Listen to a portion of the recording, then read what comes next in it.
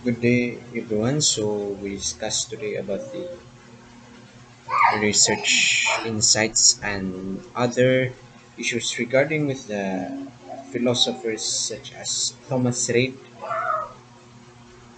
Rene Descartes, Kant, Hegel, and the like.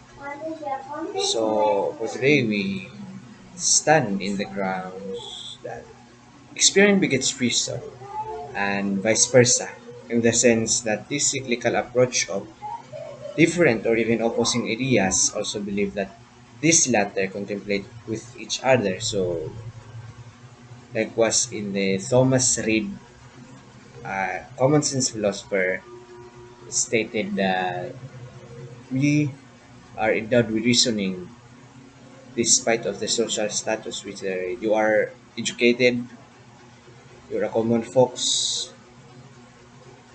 you are not in a position to say, but again, all of humans are endowed by reason. So, another term to say is that it is also agreeable to consider that even the mind can be deceived by some memories such as in dreams while asleep or hallucinations and so forth.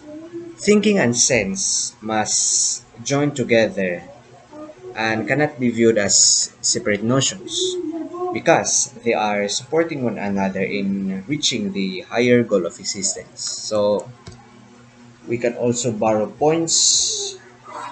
So in supporting this aspect, so the first is there is a certain situation to say such as not directly abiding by the laws, especially when its goals are still unclear and there is no proof who will benefit from that issue. Implemented rules do not fully mean to reach the aim of group or society.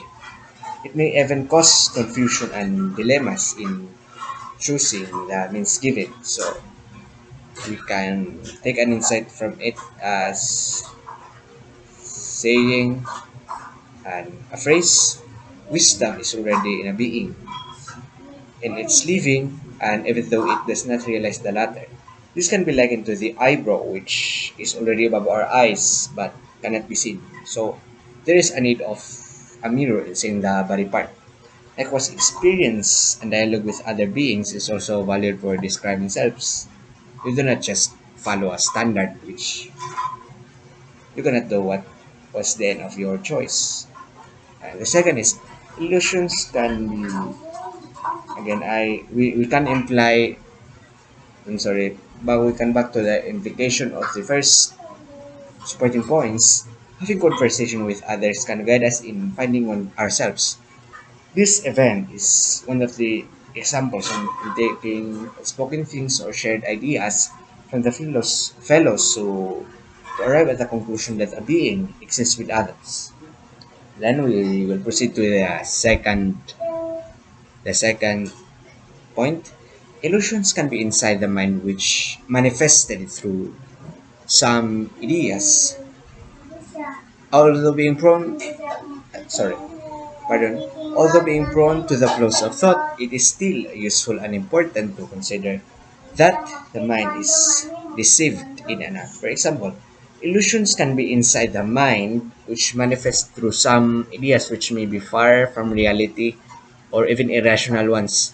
To put in a scenario, there is a logic whether time chases human or vice versa. It can be answered by both or neither because some aspects were man-made in order to control themselves from too much or less. So let's borrow the insight. As thinking can fall down to error, how come is the body sense? But the reasonings does not stop only at this point. For reaching the find of all ends, there is a need for steps, even though can felt done many times. So let's say in further applying this, both experience and reason can contemplate with each other or else they are the same thing but having various goals. Let's say a person thinks of an event and her mind tries to figure out what comes next as taken from certain action. Thought can cast at action This process is cyclical in the sense of memory development, or these combine with one another. And last but not least, supporting points. Humans only describe objects based on the appearance of those, and even these inanimate things cannot reflect on their own selves. So, to put in a scenario, the abstract nature of things is reliable but only bound by limits. The looks or texture of an object meets with the human senses, but these cannot know themselves and only described by human based on the observation. We can take out some lessons from this. We can say doubt as a lifetime state because corporeal things change but remain in their being. Even thinking as well is blinded by many errors. It's a not knowing the consequence of every action since there are no other thoughts gained from experience. So just like what Hegel said, in order to swim, it is impossible not to drop yourselves into the water.